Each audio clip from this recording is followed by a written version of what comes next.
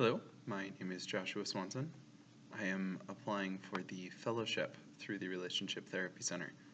Now, technically I'm applying to try and be a practicum student, but I will talk a little bit more about that later when we're talking about the limitations I would have to have accepting this position. To introduce myself, like I said, my name is Joshua Swanson, currently a master's student at the University of St. Thomas, specifically in the Marriage and Family Therapy track. I expect to finish all of my classes by the summer of 2018 and then do a year-long practicum, so finish that in the summer of 2019. Additionally, I currently work at the University of Minnesota Fairview as a psychiatric associate. So I do inpatient mental health work. I try to keep the unit safe for people who are there and potentially committed or on a 72-hour hold, that kind of thing, in order to make sure that they're safe and people who might be suicidal, that's the most common one, are not doing anything dangerous before the doctor says that they're safe to go. Otherwise, I am currently purchasing a house, which will come up with when I answer the question of where I'll be in 5 to 7 years, and I'm getting married this summer. I'm interested in marriage therapy because I think everyone deserves to feel intimate with at least one person, but I know that love can hurt, and I want to help guide people through that hurt so that they can establish that intimate relationship with at least one person in their life. I more specifically started my interest in marriage therapy after working with kids last year. I worked with a kindergartner who had oppositional defiant disorder, and I felt like we made a lot of progress with him during the week, but when he went home, he would go back to his destructive family, his parents who weren't ready for him and weren't on the same page if they were both involved at all. So when he came back on Monday, every Monday he would just be right back to where he started from. And I thought to myself that the best way to make sure that people were okay is to make sure that kids were okay. The best way to make sure kids were okay is to make sure the parents are on the same page and working together. Now to answer the specific questions. The first one, what about the Relationship Therapy Center resonates with me? I noticed the website says that the applicants should love to learn and be open to learning. I am passionate about learning. I've been in school nonstop, basically, other than a year off to build up credentials before grad school, and think learning and self-betterment are two of the most important things that humans can do. I think the RTC is fascinating because of its interest in evidence-based practice. To know that the feedback-informed treatment can double the effect size of results and have the dropout rates is fantastic. Also, as someone who would just be starting off and doing this as a practicum site, knowing that I could multiply my success rate by up to 4-fold is exhilarating, and I wouldn't want to be at a site that didn't offer a similar opportunity, knowing that I could be doing 4 times better through the Relationship Therapy Center. The website also says that applicants should be hungry to see their failures and be interested in becoming better. I absolutely am. I think to myself that I love to be proven wrong. I love it when someone can come up and tell me that one of my values, or beliefs, or my understanding of a fact is just incorrect, because that means that I know I'm growing. I know that I'm getting better at something, even if it's just my understanding of how things work. I love it. It's fantastic. I would also love to have someone invest in me. My understanding of the fellowship is that it doesn't pay incredibly well. Practicum aside, so fellowship later, is that it doesn't pay incredibly well because the RTC is investing so much in the applicant. I am totally fine with that. I love the idea of developing myself as a person, focusing on that sense of self-betterment rather than just focusing on the money. I hope that comes down the road, but that's not why I'm in the field. I'm in the field so I can help people and I can be the most effective person that I can be. I also love that we know that we can have a 75% success rate through the RTC, that couples who come in have such a high chance of getting better is really inspiring, and I want to be part of that. I also love Brett Atkinson's knowledge that 91% of relationships can improve if one person gets better, and we help that person clean up their side of the street. That's my favorite part of pragmatic experiential therapy for couples. So, moving on, the community at the Relationship Therapy Center seems really awesome, honestly. It exemplifies that a unit can really work together when the whole is greater than the sum of the parts. I saw the videos, I read about all of the people who work together and go on events, who go on mud runs together, and have a lot of fun.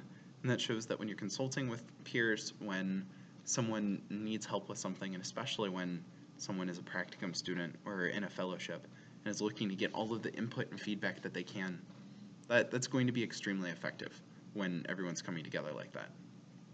Personally, I love being around people who can listen actively. I love being around my school friends because I know that our conversations aren't just each person waiting for their turn to talk. It's me talking to people who are genuinely interested in hearing what I have to say. And I get to do the same thing for them. And at the RTC, I know that that's part of the community, and I'd love to be part of that too. Relationships are what life is about. I also love to laugh. That's one of my trademarks. I have a motto: everyone deserves to laugh. I think life is serious enough as it is. It's hard enough as it is for most people, if not all of us. And having some levity to show us that it is still an amazing place and that there's so many little things for us to appreciate. That's what keeps me going, and I want to share that with other people. I think that would be one of my major contributions to the RTC, as well as just being another listening ear and support where I can be. I would really enjoy something like the group mud run that I read about. I think that sounds like a blast and a great bonding experience. I would just worry a little bit that I'd be showing off too much, and I wouldn't want to make anyone feel bad. So I look forward to that kind of experience too. As far as knowing that it's a culture of feedback, I really appreciate that idea as well. I think feedback keeps us from getting stuck. It keeps us from just repeating things that aren't working over and over again, letting us know that the clients think we're stuck, that the results might say we're stuck, and we need to try something new. I understand feedback-informed treatment is innovative and not practiced by very many clinics at all. I would love to be on the forefront of this kind of push on something that shows such a high success rate and be able to kickstart that into counseling as a whole. The next question asks, why should we choose you for the fellowship? What do you have to offer the Relationship Therapy Center that makes you qualified or stand out? What differentiates you from all of the other applicants? Without trying to sound gloating, which is always my struggle with questions like this, I think some of my most important qualities are that I'm a non-judgmental person. I judge people as well as everyone else. I think it's impossible not to.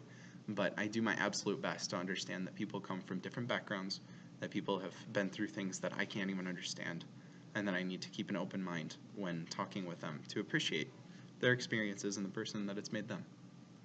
I'm an incredibly passionate person. When I want something, I fight for it with everything I have. I make sure that I'm going to get it if at all possible in the end, which includes this. So if there's anything I can do to make this more likely, I have a few suggestions at the end. I consider myself a very sincere person. What you see is what you get. If I'm asked a question or challenged on something, I'm going to answer completely honestly if it doesn't endanger someone. I think that it's important that we are sincere and genuine with one another in order to have a true connection with other people. I want to be the best. I desire and thrive to be the best. I want to endure all of the training I can. I want to be proven wrong anytime I can be. And I want to have people invest in me so that I can be the absolute best possible counselor, the best possible human being that I can be. I know that love is worth fighting for. And if I'm able to be involved in this fight, I want it to be one that I can help people win. I'm also willing to make people uncomfortable. I've been called awkward by quite a few people. It's normally pretty deliberate. I have trouble with social conventions sometimes. I have a tendency to find things that I don't think make very much sense and call them out. So I think I would have an excellent time interrupting people if they're not being productive or if they're just rehashing some habit that hasn't worked for them at all in the past. I think if you're looking for someone who can hold the room with couples, I'm your guy. I am pretty good at setting boundaries for people. Having worked in the hospital too, I can set boundaries for people and make sure that I maintain them while still validating the person at the same time.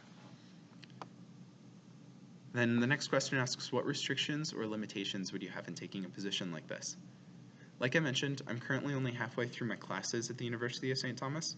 I'm finishing up my spring semester now. So I started the last summer, and I will be finishing a summer from then.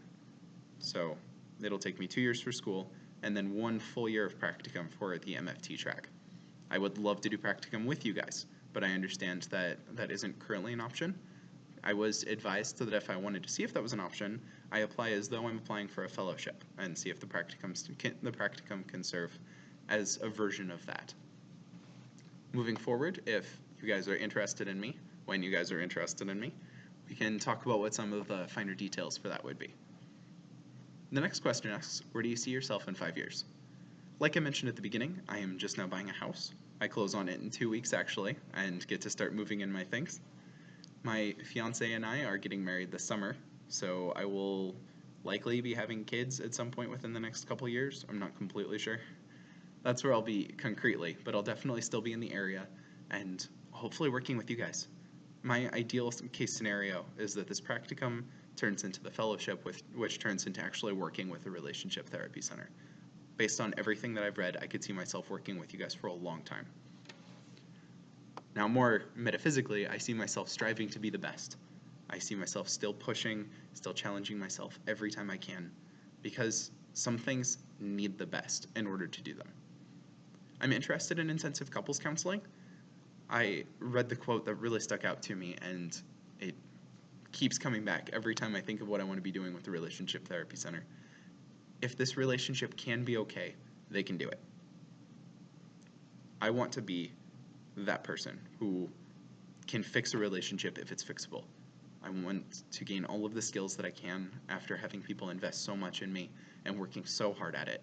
So I know that if the relationship didn't work out, it wasn't my fault. It wasn't necessarily savable. I did everything I could, everything possible. I want to be able to fix what can be fixed. I also see myself practicing full-time. When I have kids in the next few years, I'm planning on moving to evening shifts when possible, so that my fiance, soon-to-be wife, can be working during the day and I can be working during the evening, which would minimize daycare time.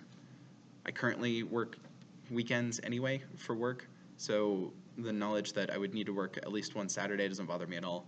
Right now I'm working days and one or every other weekend, so I can't imagine it'd be too different than that. I'd also like to be figuring out my community involvement and connections. I think because we as counselors are so good at facilitating conversations between people, and we're so good at listening to people and validating them, showing them that someone does care, that it's important we can stretch out and offer that to the community as a whole, and show them that there are people who are willing to listen. So I am awkward. I'm pretty socially aware of when I'm being awkward, but that doesn't change that it's still there. I took the CPI personality test for class, which I think is redundant, but I'm a Gamma 5 male, so I do have a tendency to be pretty challenging, which, from what I understand of what you guys are looking for, fits it pretty well. I'm also an ENFP, if that means anything. I did just mean that to contribute to my being fairly rare. It's only about 1% of males are ENFP. If you want someone more conventional, who's going to get things done and slowly increase their skills over time, probably have a decent success rate, you might not want me. But if you want someone different, someone who pushes against social conventions that seem illogical or destructive in order to help people, someone who's known as awkward by many because he deliberately ignores what others expect when it doesn't feel right, and someone who refuses to stop believing he can save the world, no matter how unlikely it looks and no matter how childish a concept it seems, I'm your guy.